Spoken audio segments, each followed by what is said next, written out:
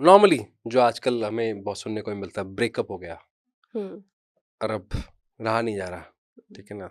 तो नॉर्मली मेरे से इस बारे में डिस्कशन होता है तो मेरा बहुत इस पे थॉट प्रोसेस अलग है।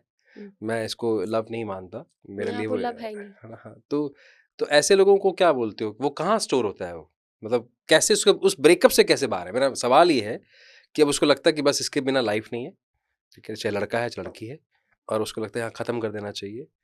तो उस इमोशन से या उस पर्टिकुलर पेन पॉइंट से कैसे बाहर आए? अगर आपको लगता है कि ये आसान है बताना, तो आप बताइए, नहीं तो कोई बात नहीं सर फिर। बताना आसान है, पर करना थोड़ा मुश्किल हो सकता है। लोगों को लग सकता है कि मुश्किल है, मुश्किल नहीं है सर। पहली बात तो अपने एक्सेप्टेंस, फिर यहीं पे बात आ जाती है थोड़ी सी एक्सेप्टेंस की। पहला प्रोसेस यही है कि आपको एक्सेप्ट करना होगा कि लाइफ में ये चीज़ हो चुकी है, ठीक ओके, है। एक लंबा समय हम गुजार देते हैं इस चीज़ को एक्सेप्ट करने में कि ये ऑलरेडी मेरी लाइफ में घट चुका है, ओके। ठीक है। जो 18-20 साल की जो उम्र होती है ना मैम, हम्म 22-23 साल की उम्र, उसमें ऐसा लगता है कि बस इसके बिना जीवन है नहीं। हम्म ये है तो जीवन है, ये नहीं है तो जीवन ही नहीं है। हम्म तो बहुत सारे रीज़न होते हैं, उसने दुनिया देखी नहीं है, इतना कॉन्शियस ब्रेन के पास भी नॉलेज नहीं है। यहाँ पे सर सीधी सी ये बात हम यहाँ पे ये कर सकते हैं कि थ्रॉटली जो हम परोस रहे हैं, सामाजिक तौर पे भी और पारिवारिक तौर पे, उसमें कहीं ना कहीं ये समझाने की ज़रूरत हमें बच्चों को बिगनिंग से ही है कि एग्जैक्टली ट्रुथफुल क्या है और नॉन ट्रुथफुल क्या है। इमोशनल इंटेलिजेंसी आप एक 18 साल के बच्चे में ढूंढ रहे हैं, तो ये आपकी अपब्रिंगिंग पर सवाल है, और एक बहुत बड़ा सवाल हमारे एजुकेशन पे भी है। वो तो मान लिया, लेकिन hmm, that is beyond my limit. हाँ मैं ना तो एजुकेशन को चेंज कर सकता हूँ हाँ। और ना मेरे पास अथॉरिटी अपने पेरेंट्स को चेंज करने की। नहीं सर, हम हर इंसान कहते हैं पहला बदलाव अपने अंदर, ठीक है। अगर हम अपने ही घर से शुरू करें कि हमारा बच्चा इमोशनल इंटेलिजेंसी में कवर अप करे।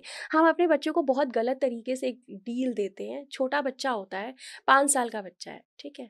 हम उसको क्या बोलते हैं, उसने अच्छा काम किया तो हम कहते हैं वेरी गुड, उसको चॉकलेट ला के एक अप्रिशिएशन देना शुरू कर देते हैं, ठीक है।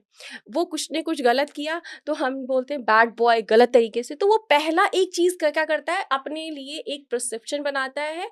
If I am doing this good, then मुझे एक एप्रिसिएशन मिलेगा। उसकी हैप्पीनेस वहां से वो बिल्ड होता है, ठीक है। ठीक है। वहां से वो पैटर्न बिल्ड होना शुरू हो जाता है कि हम यहाँ से कुछ करेंगे तो हमें हैप्पीनेस मिलेगी, अगर हम यहाँ से कुछ रॉन्ग करेंगे तो हमें एक बैड, यानी कि अपनी सेल्फ वर्दीनेस पर एक गहरा सवाल वो पहले ही बचपन में किया जा चुका है। और चाइल्ड साइकोलॉजी में फ्राइड एक थे जिन्होंने ये बोला था कि बच्चे को जो कुछ बनना है वो 5 साल में बन जाता है, ठीक है। मतलब उसका ब्रेन, उसका पूरा जीवन किस पे बिल्ट होगा वो 5 साल में हो जाता है, ठीक।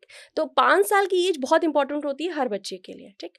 अब 18 साल की एज में जो 5 साल में अप्रिशिएशन और नॉन अप्रिशिएशन वाली सिचुएशन क्रिएट की, वो 18 साल की एज में जब आता है कि जब उससे कोई चीज़ ब्रेक होती है, जब वो उसका अप्रिशिएशन जाता है, क्योंकि वहां से उसको हैप्पीनेस अप्रिशिएशन मिल रहा होता है, जब वो ब्रेक होता है तो उसको अपने वर्दीनेस पे सवाल आकर खड़ा हो जाता है, ओके।